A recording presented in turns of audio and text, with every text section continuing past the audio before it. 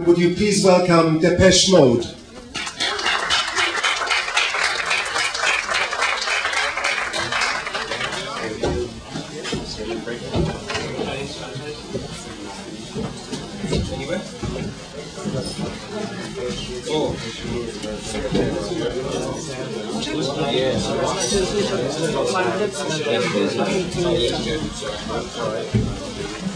I'm very sorry, Alan couldn't make it.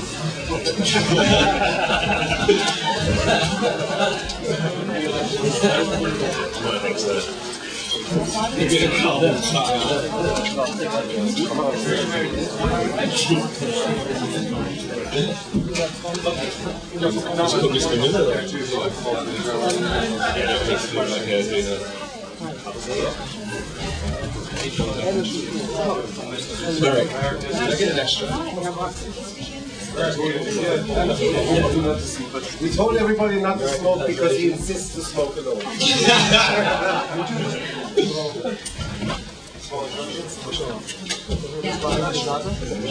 Ich freue mich sehr, heute hier die Band Depeche Mode vorstellen zu können.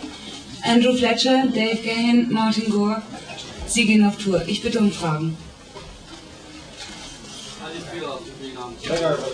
Oh, so you just want to say if you were used to the Yeah. Sorry, he insisted on this. I did not, I already introduced you, so here I introduced you okay. again. Thank you very much for coming here, gentlemen. We're delighted to have you here in Cologne. There's a special reason, of course, it's me, but also the arena in Cologne, which we're inaugurating with the concert of Depeche Mode. And I've said that this is always, the Rhine-Ruhr has always been the heart of the fan base in Germany. And I think Andy would now like to say a couple of words to you. Thank you very much, Andy. We just want to thank Marek for promoting it again. We put this all together. It's been a fantastic, thank you. In fact, it's for all the reps from all the different countries. And thanks to our manager, Jonathan, who's kept us together in the last 4 years. And that's been very hard.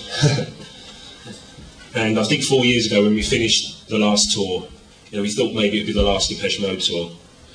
But we've since recorded, which we think is a very good album. We've just been in the studio for the last 3 months recording new material. And this next tour, which we're all very happy about, we think is going to be one of the best Depeche Mode tours. We're going to be doing all our best tracks for the last 12 years. So it'll be a historical perspective, and we're very much looking forward to it. Thank you. Okay. Kann ich bitte die Fragen haben?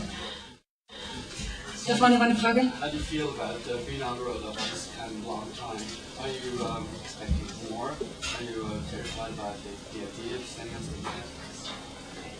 I think we're looking forward to it. I think to go on tour last time would have been a mistake for us because the previous tour was just too long. It was 15 months long, and for us to go on tour last year, although there was a long break between the previous tour that we did and the one that we're about to take now, to go on tour last year would have been like too short a time for us. We still had too many bad memories of that tour, which was 15 months long. And this time we're like taking it in our stride. We're doing a 4-month tour just to see how things go. And we're looking forward to that because I think we can handle a 4-month tour. That's not too long. We've done like far longer tours in the past, and this one we are looking forward to. At that time it would have been a mistake for us to do it, but now we're really looking forward to it. Has there been any negative feedback last year when you announced you wouldn't go on tour? Actually, no, I think it was pretty positive. I think people understood. It would have been insane for us to take that on at that time. I think not only would have been cheating ourselves, we would have been cheating our fans because we just wasn't ready. And it was quite a big ordeal just getting together, the three of us, and recording another record. And after Alan departed, we had to have a rethink about how we were going to work and in the studio, and we had to find people to fulfil that role that Alan played. And so, it was too much to take on. It took quite a while, probably about 6 months during the recording of Ultra, that before we really settled in and became okay with each other. And not that we disliked each other, I think it was just it was just that everybody had kind of been through a lot of different things, and getting familiar with just working again, took some time. Meldung? What do we have to expect from your live performance? I think, like I say, it's going to be a historical perspective with this 86 to 98. All the songs that we recorded in that period, we're going to be doing most of the sort of big songs in that period, plus a couple of earlier songs as well. So it's going to be sort of more of a celebration of our history. It won't be like 4 guys on stage playing their instruments, 3. And a few extras. I'll be singing. And I'm working on my new dance routines as well. A lot's happened since the last tour. There's been like the Spice Girls and stuff like that, so we've been working very hard to... We've been watching it very carefully, and I think fans are going to be surprised what's going to be happening. Our coordination's a little out, but we're getting there. A bit rickety. Band has gone through some troubled times. Has that been influenced in your new album that's just come out? Well, we won't actually be releasing a new album. There's going to be some new songs. I don't know, I think the atmosphere that we're recording at the moment is a really good atmosphere. So perhaps that's the best way that it's been influenced, the fact that we're all healthy and having a good time at the moment. I think we're very grateful as well that I am anyway. I think I speak for the others as well, that we get to do this. That making Ultra was a process, and it was like a lot of what you're talking about really. And now we're more comfortable. It's just good to be working again.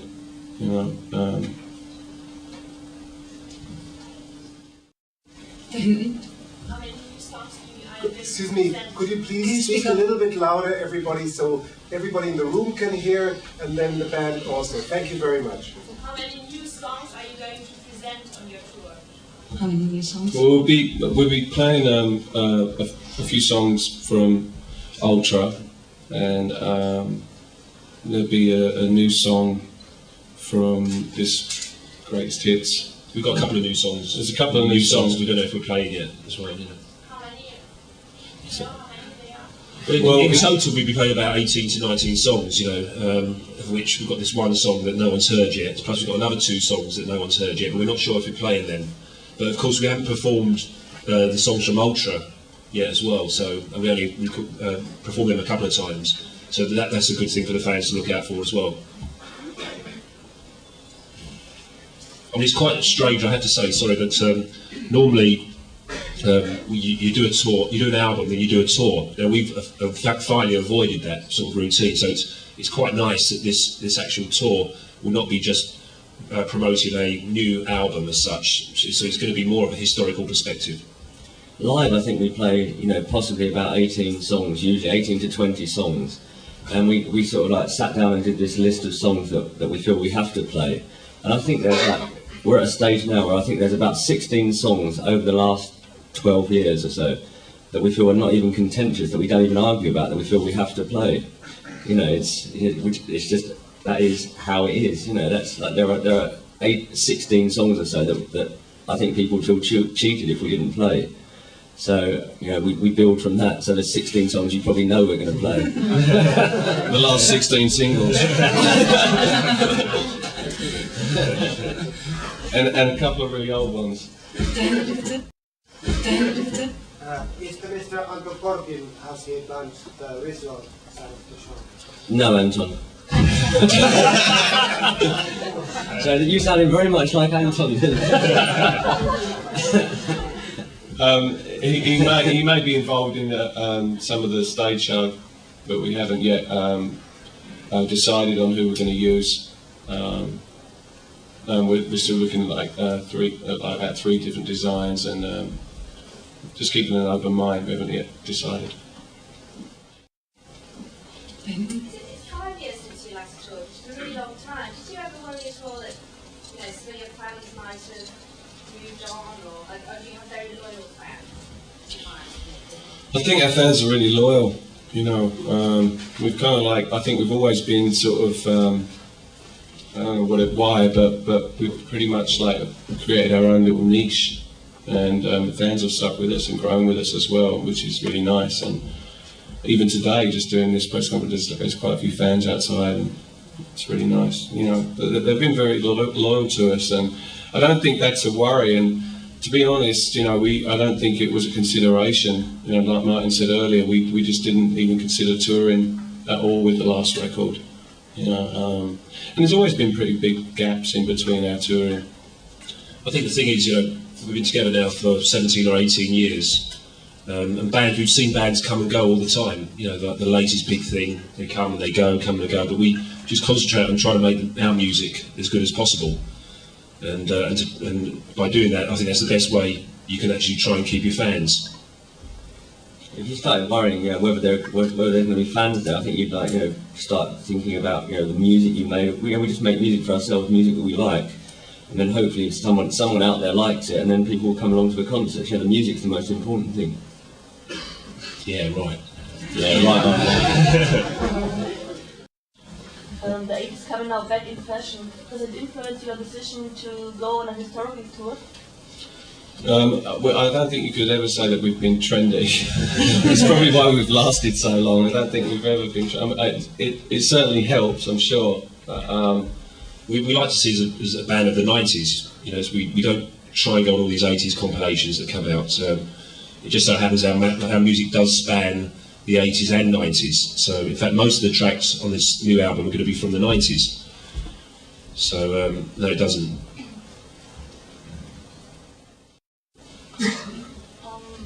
Things went a little bit over the top last time, so what kind of precautions are you going to take this time to prevent that? We've got rules that we keep. What kind of rules? I only drink 2 days a week. You may laugh.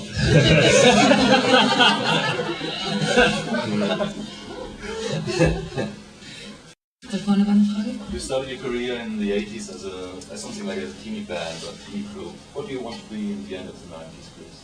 We want to be back as a team. Yeah. What else? I think it's again nice to be considered at the end of the 90s still to be a sort of a credible and a very well-known band that's still making good music, I suppose. Yeah, I think that's, as I said, we're really fortunate that we've been able to make records over virtually 2 decades, and there's not many bands that get to do that.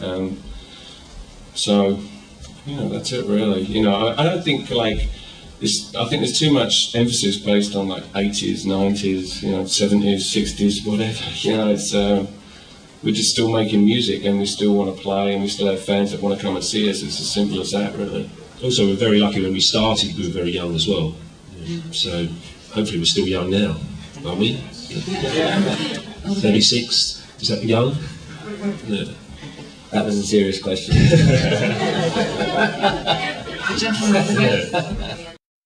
How nervous are you about going on the road again? Well, sitting in now, I'm kind of I'm trying to desperately stop my body from shaking. So I don't know. We did a couple of performances just with just playing a few songs with Ultra and these launch party things that we did, and it was really nerve-wracking. But I think it's good to be nervous. It's nervous energy can be kind of put into performing, and for me personally, it's pretty important. If I wasn't feeling nervous, I think there'd be something wrong. But yeah, I'm really nervous.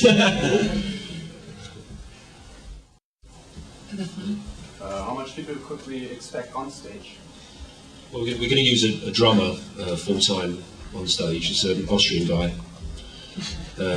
He's really good. And he worked with us on the TV show Christian Eicher.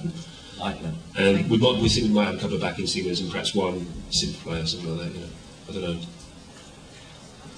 At the moment as well, Tim Simonon, our producer as well, wants to come on stage for a couple of songs. So he may come and scratch. Scratch his head. Whatever that is, we're not quite sure, but we heard it's quite hip. But in the beginning, you started with a lot of keyboard playing, and so now the guitar has become more and more important. So would you describe yourself now as a rock and roll band?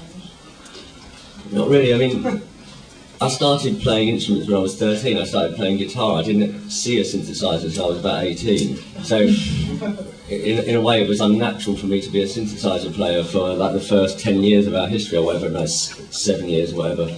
So it was like a natural thing for me to progress and play guitar, because it was, you know, that's how I started off. So, when we did our list of songs, if you look at it, it's about 80% of the songs I'll be playing guitar on, because that, you know, 80% of our songs have guitars. But, you know, there are songs where I'll play synthesizer. You know, it's just it's natural. You know, it's a natural thing for us to do. I think as well, like, I mean, for me, like, all my favourite performers and singers have always been from great rock and roll bands, what I would consider great rock and roll bands. So, Mick Jagger, you know, people like that. and Donny Osmond. I can't think of any more. What about contemporary bands that are around now? Do you have any players? Anybody that you can align yourself with or think might have been influenced by yourself? I think there's probably a lot of bands that at some point have been influenced by what we do. You know, not necessarily the songs, but more like the way we work. You know, bands like Prodigy and stuff like that. I'm sure that, you know, but you know, as far as like us taking influences from them, I don't know. You know, I think we've always just tried to keep listening to what's going on, and. You know, the last record I bought was the Verve record. I like that record. What about Diesel Christ? I don't think Diesel Christ, yeah. I've never heard of them. I like the idea of what they did with Someone's Taking Devotion. They, you know, take the album and do it in a way that they thought that we should have done it. I'd like to hear that. But you know, had they done it right, it would have been interesting, you know. I think what's really nice is before our greatest hits, I hate that term, greatest hits. It's the single was 86 to 98 comes out. We've got this tribute album that comes out in the summer, which is really interesting because there's, you know, a lot of contemporary bands covering our songs, you know, and that finally, so there's some good bands that have decided to cover our songs. And it doesn't originate from Sweden. Sorry, Frederick. Over there.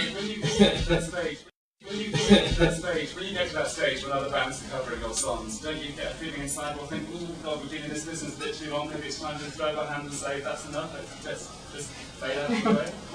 I think, you know, you have to look at what records you're making now. You know, if you still consider those records to be good, then that's okay to carry on. The problem is getting to that stage. You know, we think our last record was one of our best records, so we think that's good. You know. I think as long as you know, as a band, we're interested in working with each other and interested in making music and performing it. Doesn't really. It doesn't. If anything, it's a compliment. You know. Isn't it the greatest honour you can have? Like, you know, for a lot of contemporary bands to cover your songs and admit that you were an influence. That's surely the greatest honour you can have.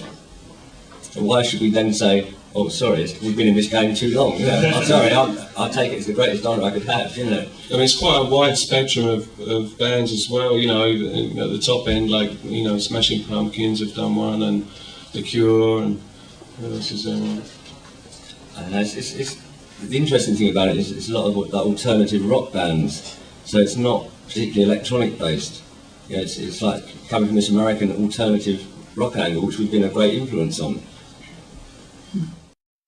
Can we have more questions? At the back there. Yeah. What's the other bands that are going to be playing with you? Any sport acts or will you be playing with them? Any sporting acts?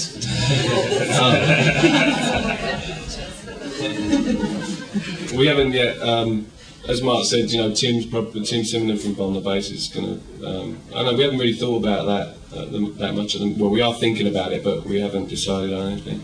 Whoever wants to support us, we decided it should be someone we dislike because they pick up a lot of spare change. Yeah, and they have to wear armour.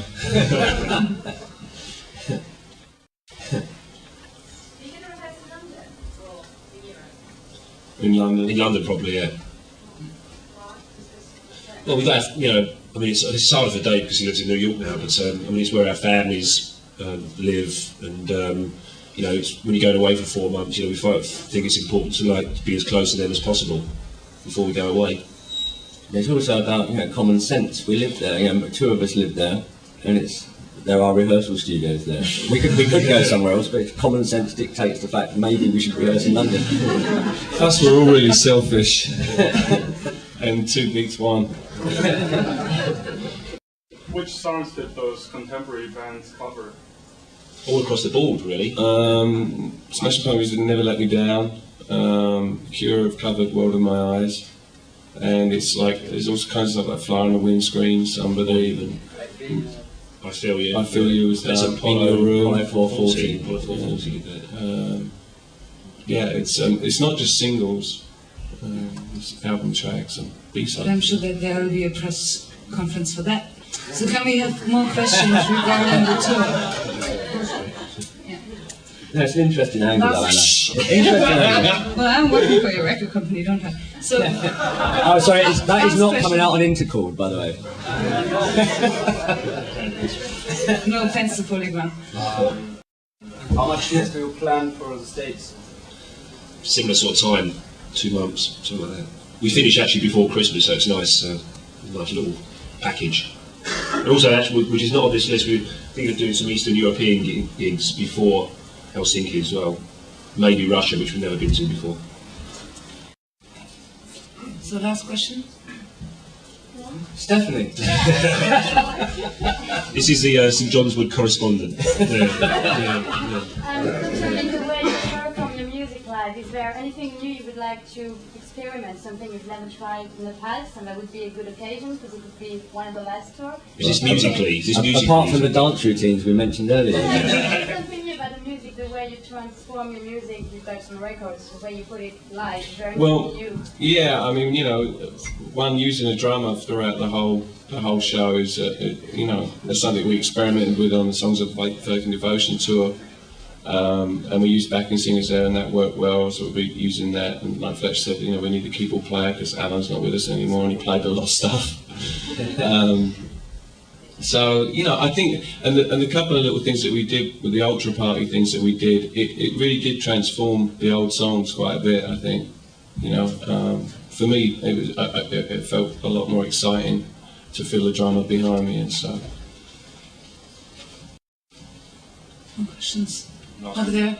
Have you already been writing any new material or any plans for... We've been.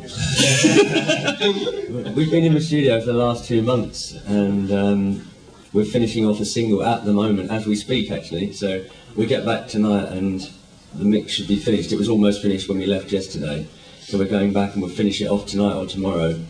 And there's another couple of new songs that will go on the first single package. So yeah, we have been working on new stuff, yeah. With Tim Simon from On the Bass again. that guy who scratches his head sometimes. The lady over there. God knows. But actually, the good thing is that with this tour being, you know, only 4 months long, I think we all agree that, you know, we haven't released as many records as we should have over the last 6 or 7 years. You know, that's what our fans think. The average person in the street probably doesn't know that. But so it'd be good to actually get an album done, you know, as soon as possible. You know, but I can't tell you when that will be. These days it seems to be traditional. It's like 3 or 4 years between albums, and I don't know if we'll actually get any quicker. But don't hold your breath. No. I find it incredible that we released an album every year for like the first, 7 years of our career. How we did that, don't ask me. But then I've listened to them, ask me.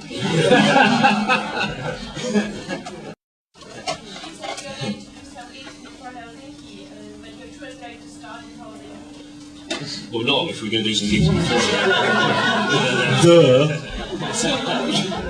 Now, we're thinking about that, you know, because we've got a lot of fans in the eastern part of Europe, and it'd be nice to do a few warm-up gigs out there. Yeah. We don't know where they are yet. We have a good idea, but as the press is here, no, we haven't got a clue. That's what we know.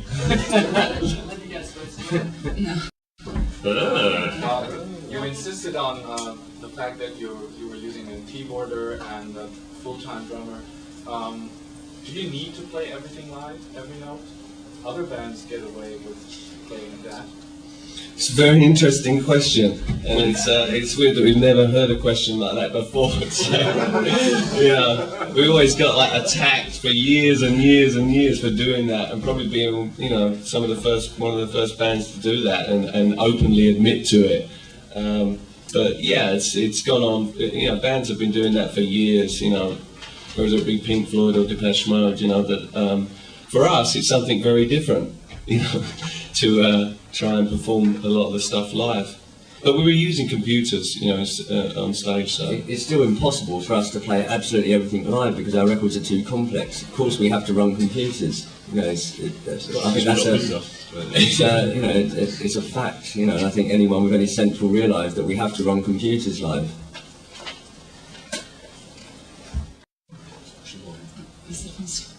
Andy, what kind of role you have in the band now? Just say a few jokes and, you know, do introductions to speeches at dinners and things like that. You know. Yeah. The other guys, do they trust him? They don't trust me. They don't trust me at all. No. It's by sheer stealth I've managed to keep in here. Yeah. Okay, thank you. So, ladies and gentlemen, Depeche Mode, Andy, David, thank you. Martin, thank you very much for your time and for the open answer. Thank you.